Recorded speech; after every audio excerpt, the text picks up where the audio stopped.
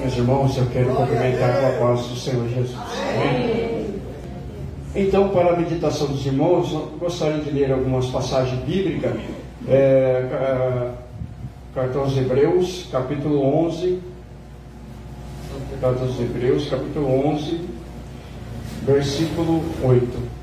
Gostaria de ler alguma passagem bíblica. Ultimamente a gente sente muita falta de escola dominical, né? Eu até não tenho dado para estar na escola dominical e eu gosto de aprendi muito em escola dominical e quando estou na escola dominical Deus fala com a gente e e a gente sente falta. Então, se eu estou aqui hoje nesta noite é porque eu vim aqui para se alimentar. Eu quero me alimentar nesta noite. Amém? Nós vamos alimentar juntamente. Ainda bem que o pastor Silvério, mesmo sem conhecer muito, quem conhece mais é o pastor Eliseu, mas o pastor Silvério não conhece muito não, mas mesmo conhecendo pouco, ele ainda me dá essa oportunidade. Eu agradeço o pastor por isso, amém? Vamos lá, Hebreus capítulo 11, versículo 8 diz assim: pela fé, Abraão, sendo chamado, obedeceu indo para o lugar que havia de receber por herança. E saiu sem saber para onde ia. Pela fé habitou na terra da promessa, como em terra alheia, morando em cabanas com Isaque e Jacó, herdeiros com ele da mesma promessa, porque esperava a cidade que tem fundamentos, o qual artífice e construtor é Deus. Pela fé também a mesma Sara recebeu virtude de conceber e deu à luz já fora da idade, porquanto teve por fiel aquele que lhe tinha prometido.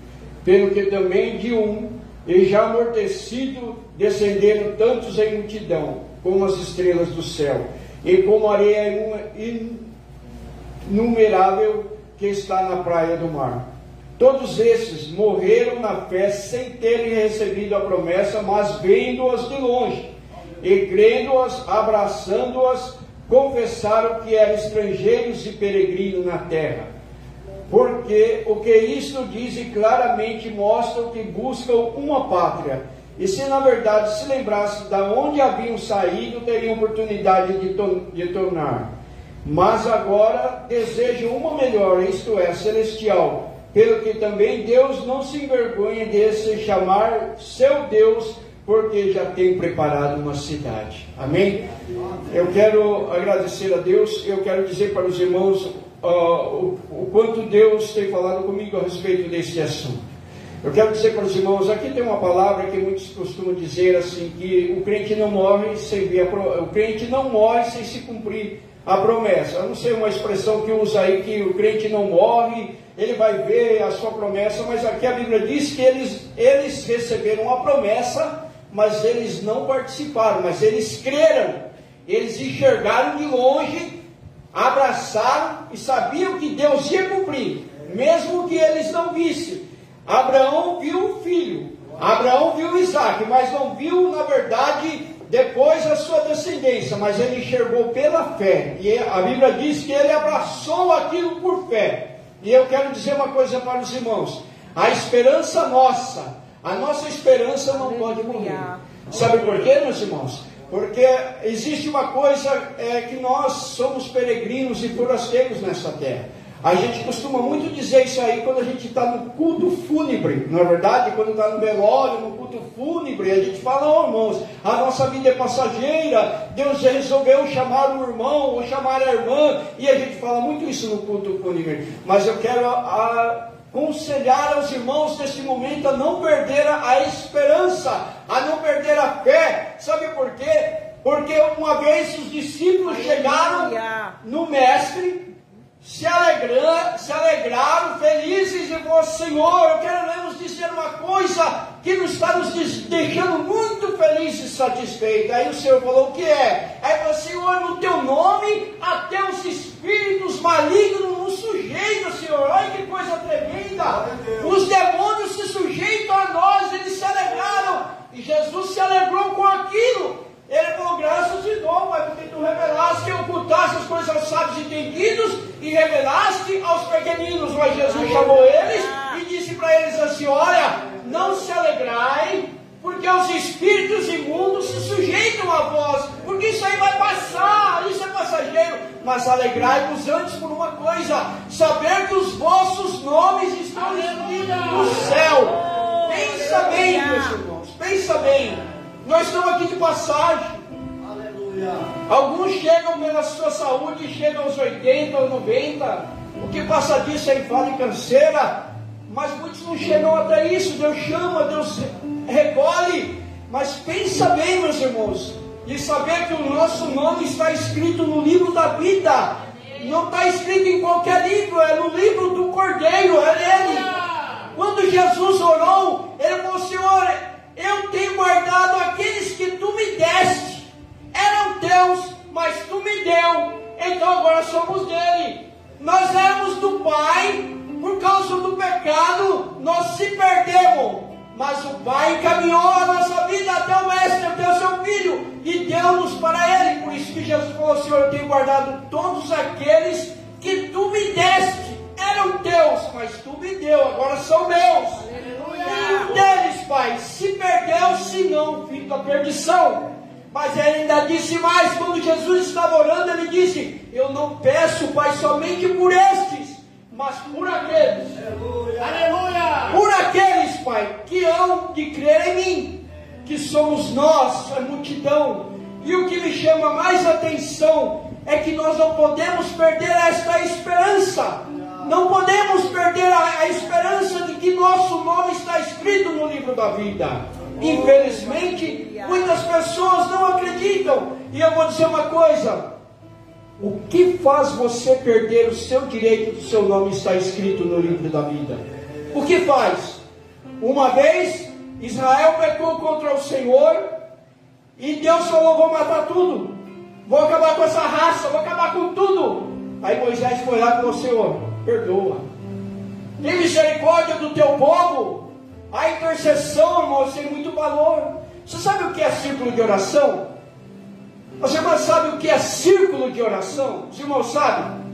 Tem muita gente que não sabe o que é círculo de oração. Sabe o que é círculo de oração?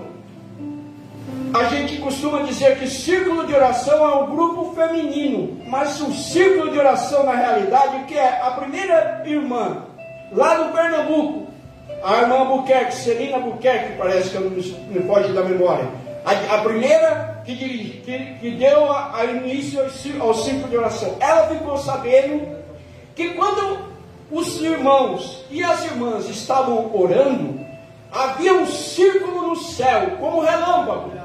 A oração circulava ao céu. Então ela fez uma campanha para uma irmã que estava enferma e falou: irmão, vamos circular o céu nesta semana. Então as irmãs começaram a orar, estavam circulando. Então não é só irmãs que é o círculo de oração, os irmãos também. Quando estamos orando, as nossas orações começam a circular o céu. E aonde as cadeias se quebram, aonde as portas se abrem, aonde, porque irmão, você pensa que ganhar alma é coisa fácil? Oh, Jesus, aleluia! Você pensa que para encher uma igreja é fácil esvaziar, mas encher uma igreja é difícil. É difícil, irmãos, não é fácil não. A gente pensa que é tão fácil que a gente vê essas igrejas cheias. A gente não sabe o que custou para que uma igreja se enchesse. A gente não sabe qual foi o valor, o preço que foi pago para que pudesse ganhar uma alma. Você ganhar uma alma. Uma alma está cheia de carrapicho. Uma alma que está cheia de problemas. As almas estão cheias de problemas. As almas estão doentes. E muitas vezes, até mesmo aqueles que estão dentro da casa do Pai também estão doentes. E se você soubesse como é difícil você estar orando, consagrando, buscando. Porque, irmãos, eu tenho um trabalho hoje eu trabalho, eu lido com um monte de gente, um monte de pessoas. Eu até descobri, eu conheço um monte, irmãos, um monte ali, eu trabalho no supermercado, eu vejo um monte de gente, eu conheço um monte de gente passa por mim.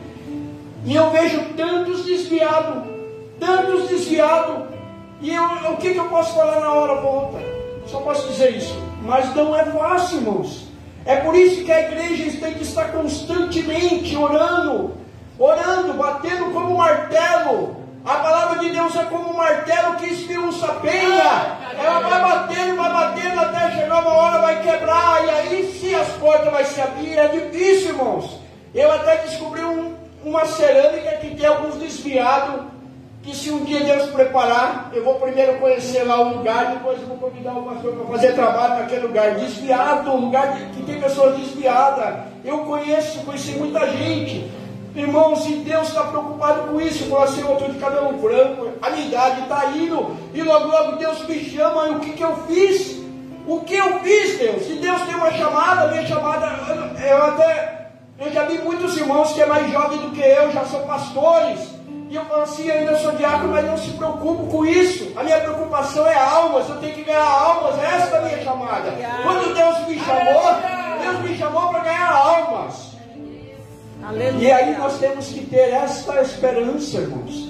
Nós temos que ter a esperança que nós somos chamados para um trabalho, nós somos soldados, somos obreiros da obra de Deus.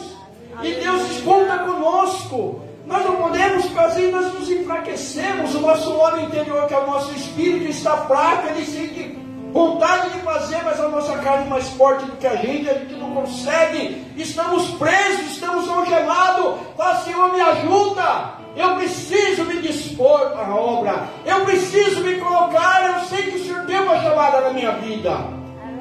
Nós temos que acreditar nisso. Nós temos que acreditar nisso. Aleluia.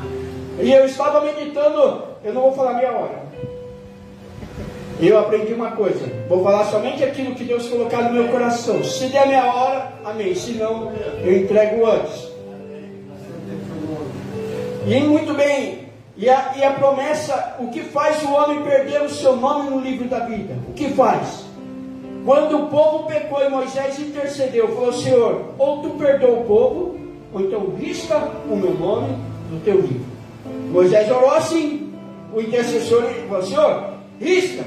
Aí Deus falou: não, Moisés, não. Aquele que pecar contra mim, Moisés, esse eu vou riscar o nome do livro.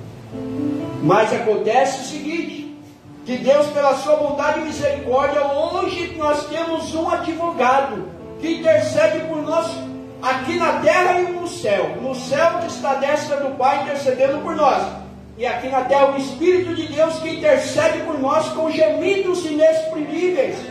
Gemendo. Nós não entendemos muitas vezes, mas o Espírito de Deus, ele geme com gemidos, porque ele vê a necessidade que existe no meio do povo de Deus. O povo sente necessidade.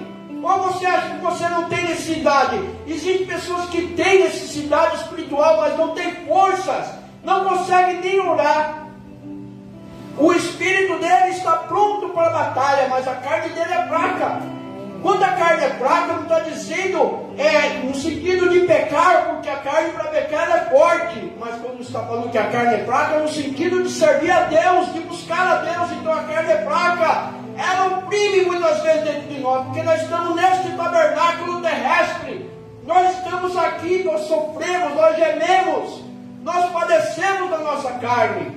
Mas quando nós nos revestimos da incorruptibilidade, quando nós nos revestimos totalmente, seremos transformados. Aí então o que é corruptível, essa carne velha, será transformada num corpo glorioso. Aleluia! Aí a morte será tragada na vitória. Então, irmão, nós temos que lutar, nós temos que insistir, porque a nossa cidade não é aqui. A nossa cidade é no céu. É no céu. É no céu a nossa cidade, irmãos. E eu estava medindo, eu gosto muito de estudar a Bíblia. E eu fui lá no Apocalipse, e eu vi o tamanho da cidade. No nosso número, na nossa metragem, porque a Bíblia é muito complexa, às vezes muitos números, muitas coisas é difícil. É 1.200 quilômetros quadrados. É como se você fosse, imagine, quem é que tem parente na Bahia? Quem é que conhece a Bahia? Eu não conheço. Mas diz que daqui na Bahia é mais ou menos 1.200 quilômetros. Mais ou menos. Agora imagine uma cidade como daqui, não é nem daqui, de São Paulo até a Bahia. Sem pasto, sem área verde, completa. De muro. 1.200 metros quadrados. 1.200 metros de largura, 1.200 quilômetros de altura, 65 metros de espessura. Sabe o que é 65? É 2 terrenos desse, um do lado do outro, um atrás do outro. A espessura do muro, 12 portas, 3 de cada lado, uma pérola em cima e um anjo na porta da porta. Lá não entra nada, nada, somente os que estiverem os seus nomes escritos no livro da vida. Oh, aleluia. Só esses podem entrar lá. Nada pode entrar. E o que é mais importante, as ruas são de ouro, ouro puro. Enquanto muitos estão brigando aqui por riqueza, por dinheiro, juntando, guardando, acumulando, lá as ruas são de ouro. Lá vai andar nas ruas de ouro. Aleluia. E é eternamente, viu? Eternamente. E o que me chama a atenção é quando o anjo mostrou a João a cidade não tem lâmpada, lá não existe sol, lá não existe lua, não tem noite, porque a lâmpada é o Cordeiro. A lâmpada é o Cordeiro. Se no milênio, no 1000 anos, o dia vai se tornar 7 vezes mais claro, imaginem lá que a lâmpada é o Cordeiro, não necessita de lâmpada. E Jesus falou assim, ó, e na casa do meu pai ainda tem muitas moradas, viu? Não é poucas não, é muitas. Aonde eu vou morar, Senhor? Você está preocupado com que casa você vai morar, com que lugar? O importante é que vai estar lá. O importante é chegar lá. Mas Deus conta conosco, irmãos, para que nós possamos ganhar as pessoas, para que também cheguem lá, para que não sejamos egoístas, a salvação seja só para nós, mas para aqueles que estão ao nosso redor. Eu estava lendo a Bíblia, e eu estava lendo sobre os discípulos lá, e eu percebi uma coisa, eu nunca tinha visto isso, eu aprendi, a gente aprende lendo a Bíblia. Qual foi o primeiro discípulo que seguiu o mestre? O senhor irmão sabe qual foi o primeiro discípulo? Os irmãos estão aprendendo o livro de João na escola dominical, né? O Evangelho de João. Sabe quem foi o primeiro discípulo? Ali no meio dos 12 apóstolos, existiu aqueles que foi chamado diretamente pelo mestre, o mestre chamou diretamente, e teve aqueles que foi encaminhado.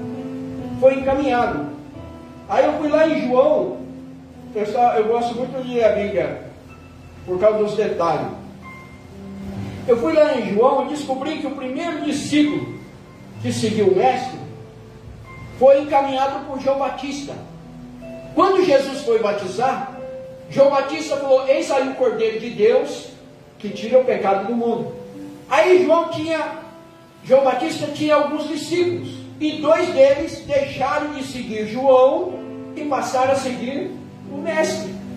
Aí algumas pessoas podem dizer assim, mas poderia chegar para João e falar, João, olha lá, João, você está perdendo seus discípulos, está seguindo o outro lá. Aí Jesus disse, convém que ele cresça e que eu diminua. Importa que ele cresça. Não importa que eu diminua. Se ele está crescendo, importante é isso. O importante é que ele cresça e que eu diminua. O próprio João falou assim, eu não sou digno nem de desatar as alparcas dele. Mas importa que ele cresça. Aí 2 discípulos de João seguiram a Jesus. Aí eu fui lá, no livro de João, o Evangelho, capítulo 1, e o versículo, capítulo 1, e o versículo 35 diz assim, no dia seguinte, João estava outra vez ali, 2 dos seus discípulos, e vendo passar Jesus, diz, eis aqui o Cordeiro de Deus. E os 2 discípulos ouviram dizer isto, e seguiram a Jesus. Esses são os 2 primeiros. Quem são esses 2? A Bíblia diz um, o outro é anônimo. O outro, os escritores dizem que pode ser João, o apóstolo João. Mas o primeiro foi André, foi irmão de Pedro. Está lá no versículo 40. Era André, irmão de Simão, Pedro, um dos 2 que ouviram aquilo de João e havia seguido. Então o primeiro discípulo a seguir o mestre foi André. Mas André já era discípulo de alguém. André já conhecia o ensinamento. Quando ele ficou sabendo a respeito do Messias, André já, lógico, deixou de seguir João e passou a seguir Jesus. E quando André foi seguir Jesus, André foi lá no seu irmão e disse assim, era irmão, e disse assim,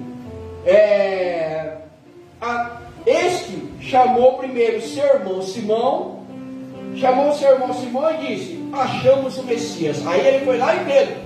Veja a importância que nós temos de chamar as pessoas para Cristo. André recebeu o convite, ficou sabendo através de João Batista, seguiu o mestre, e quando ele seguiu o mestre, já foi no seu irmão. Ele falou, achamos o Messias. E levou Pedro, então foi André o primeiro, levou Pedro até Jesus. Quando Jesus viu a Pedro, ele disse, tu és Simão, filho de Jonas, e agora tu serás chamado Cefas, que quer dizer Pedro. Tu és Simão. Olha o que Deus faz, quando Ele chama a gente, nosso nome podia ser o que for lá fora, mas agora nós somos uma nova criatura. Tu és Simão, filho de Jonas, mas agora tu serás chamado Cefas. Aí o que aconteceu? Aí quando veio Pedro, aí Jesus foi mais adiante e achou outro discípulo, por nome de Filipe. Aí quando achou Filipe, aí não foi alguém que levou Filipe até Jesus, foi o próprio Jesus que foi atrás do Filipe e disse, segue-me. Então disse, segue-me. Aí quando Filipe seguiu, Filipe viu Natanael e falou para Natanael, Natanael, achamos o Messias de Nazaré. Aí Natanael falou, mas pode vir alguma coisa boa de Nazaré? Às vezes as pessoas podem dizer, pode vir alguma coisa boa desse bairro aqui? Pode vir? Pode vir alguma coisa boa desse ministério? Pode vir? Aí Filipe falou para Natanael, outra passagem é Bartolomeu, mas chamou de Natanael, vem e vem, olha o convite, vem ver. O maior desafio para nós é o convite. Quando você está aí o pastor anuncia algo a ser realizado. O maior desafio é quando ele fala, vem.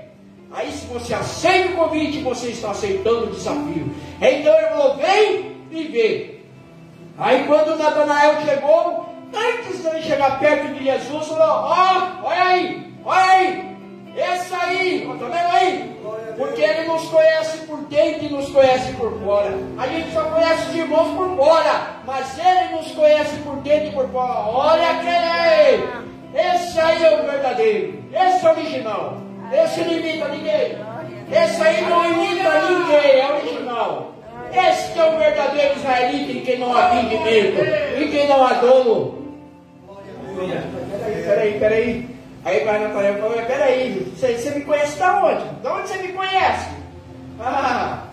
Aonde Deus nos conhece, irmãos? Da onde? Aí Deus falou para ele, Natanael, antes dele te chamar, eu te vi. Porque certamente ele estava orando, eu te vi debaixo da figueira, eu te vi, Natanael, eu te vi lá. Aí eu falei, meu Deus. Aí começou a falar, meu Deus, é só Deus, meu Deus, o quarto, Deus de Israel, porque Ele nos conhece, irmãos. Aleluia. Ele nos conhece. Ele conhece você. Ele conhece a mim. Ele conhece a nossa estrutura. Ele sabe quem nós somos. Ele conhece a sua fraqueza. Ele conhece do que você gosta e do que você não gosta. Ele conhece tudo. Quando você se levanta de manhã, se você ora ou não ora, quando você vai tomar café, quando você vai trabalhar, quando você entra dentro do ônibus, dentro do seu carro, Ele te conhece. Aleluia. Tudo. 25. Amém? Então, irmãos, que Deus abençoe os irmãos. Que nunca perdamos a esperança. Que o nosso nome está escrito no livro da vida. Ele nos conhece por dentro e por fora. Um dia estaremos com Ele na glória. Amém? Que nunca perdemos essa esperança. E acreditemos que este trabalho ele pode crescer. Glória! Você sabe o que impede o trabalho de crescer? Nós mesmos. Quando não fazemos ou quando impedimos de fazer. Mas quando fazemos e não impedimos de fazer, a obra cresce. Aleluia. Pode ter certeza. Ela cresce. Amém? Que Deus abençoe os irmãos. Em nome de Jesus. Amém.